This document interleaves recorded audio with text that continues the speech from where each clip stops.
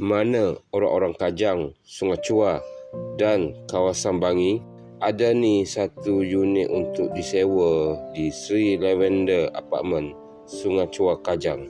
Rumah tingkat 5 je bersebelahan dengan lift. Keluasan pun 1000 kaki persegi.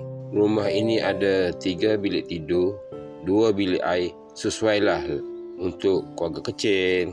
Balkoni pun ada, parking berbumbung, security 24 jam dengan smart access card. Tenang-tenang je. Rumah ini partly furniture.